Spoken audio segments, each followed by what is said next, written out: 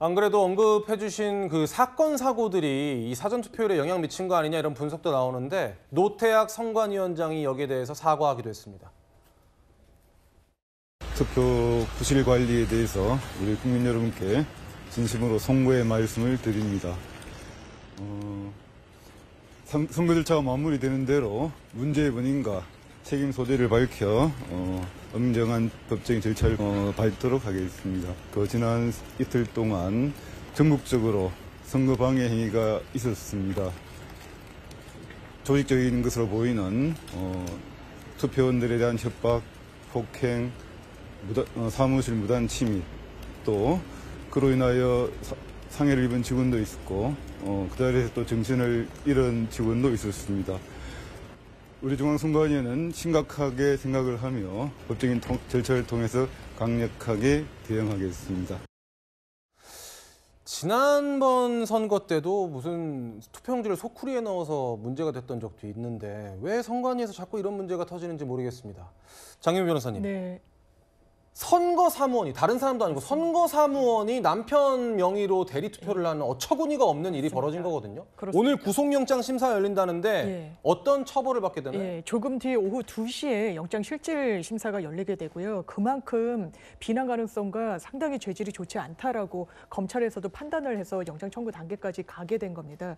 기본적으로 말씀 주신 대로 선거 사무원이었습니다. 왜냐하면 본인이 보건소의 계약직 공무원이기 때문에 계약직 공무원 신분에서 이틀 동안 위촉을 받아서 선거 사무원 업무를 보는 거거든요. 근데 공직선거법에 보면 사위의 방법으로, 그러니까 타인을 사칭한달지 아니면 위변조된 신분증을 지참하고 마치 다른 사람인 것처럼 투표를 한달지 이런 사위의 방법을 사용해서 투표를 하게 되면 5년 이하의 징역 1,000만 원 이하의 벌금형에 처해지게 됩니다. 예. 그런데 해당 조항의 2항을 보면 선거 사무원, 선거와 관련된 공무원이 그런 행위를 하게 되거나 아니면 조력을 하게 될 때는 가중에서 7년 이하의 형에 처해지게 됩니다.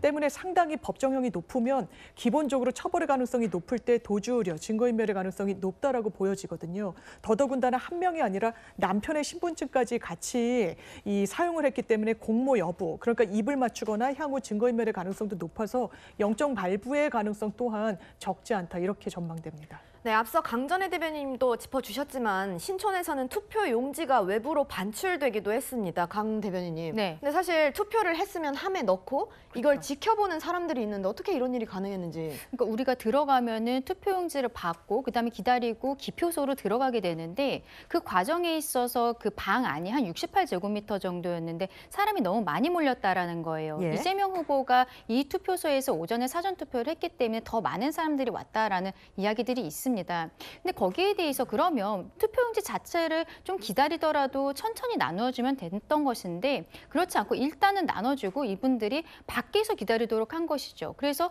일부는 심지어 너무 오래 줄을 서 있으니까 나가서 식사를 하고 온 것까지 언론에 보도가 되면서 여기에 대해서 국민들께서는 아니 선관위가 이게 지금 대선을 제대로 관리할 수 있는 기관이 맞는 것인가에 대한 근본적인 의문들이 생기는 겁니다. 선관위에 대해서 감사원 감사가 불가능하다라고 했지만 최근에 일부 열어본 바에 따르면은 어떤 근무 태만이라든지 그리고 가족회사다라고 당당하게 이야기하는 이런 부분들이 노출이 되었고 선관위가 앞으로 쇄신하겠다라고 이야기를 하고 처음 나온 것이 이번 대선인데 이번 대선조차 이렇게 관리가 부실하다면 국민들께서는 여기에 대한 믿음을 가지실 수 있을지 정말 일벌백계가 있어야 되는 것이 아닌가라고 생각합니다. 네, 심지어는 지난 선거에서 쓰이던 투표 용지도 투표하면서 발견이 됐다고 하는데요. 장 변호사님. 네, 맞습니다. 정말 어처구니 없는 일이네요. 왜냐하면 이게 지난 총선에서 교부가 됐던 용지, 그러니까 대선 후보의 이름이 있는 것도 아니고요. 지금 보시는 것처럼 김포시 갑 선거구의 용지가 한 지역구 투표 참관인들에 의해서 적발이 된 겁니다.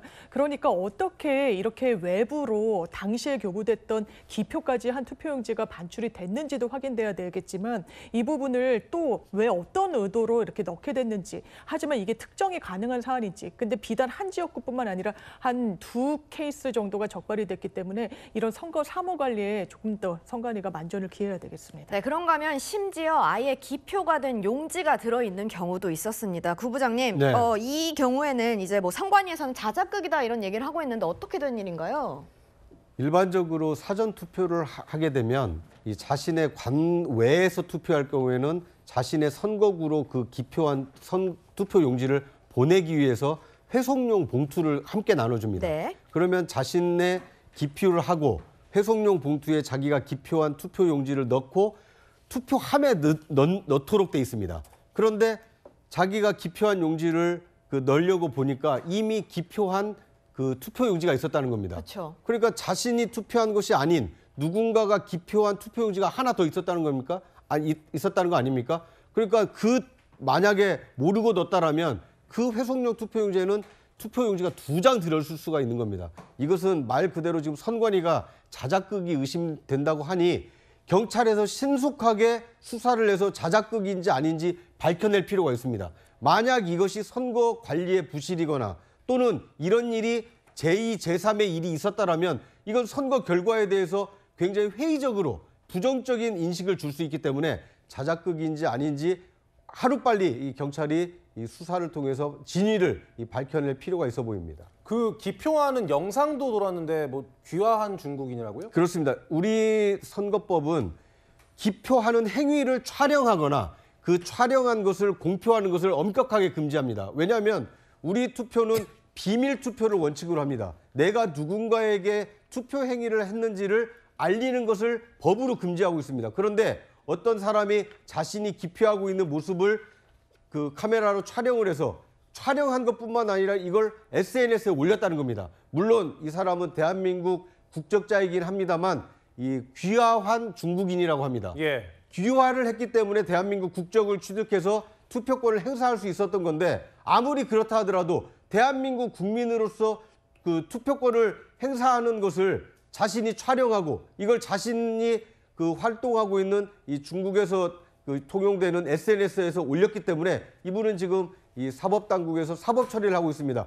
아무리 귀화한 사람이라 하더라도 대한민국 국적을 취득한 사람은 대한민국 국법에 따라서 엄히 처벌이 된다라는 것을 이번 사례를 통해서 명백하게 밝힐 이 필요가 있어 보입니다. 네, 귀화 과정에서 우리나라 민주주의 선거에서 투표를 하는 그럴 때 주의사항 같은 것도 좀 철저한 교육이 돼야 되겠다 이런 생각도 듭니다. 그렇지 않아도 부정선거 논란에 사전투표에 불신이 있는 그런 상황인데 이런 일들이 터지니까 국민들의 불신이 다시 커지겠지요. 정치권에서도 각 진영마다 우려의 목소리가 나왔습니다. 평일 사전투표의 한계로 인해서 직장인 등 유권자의 투표 참여에 제약이 있는 것으로 보입니다. 사전투표율 자체는 어느 특정 후보에게 유리한 것으로 해석할 수는 없습니다. 많은 유권자들께서 이미 사전투표의 유용성을 인지하고 그 편의성을 인지하고 계십니다. 선관위는 늘 법적으로 문제가 없다. 투표의 효력에는 문제가 없다. 법률 규정이 없기 때문에 특별히 문제될 게 없다. 선관위가 이런 태도를 보이는데 어떻게 저희가 국민들을 설득하고 유권자를 설득하고 사전투표장으로 나오라고 이야기를 할 수가 있겠습니까?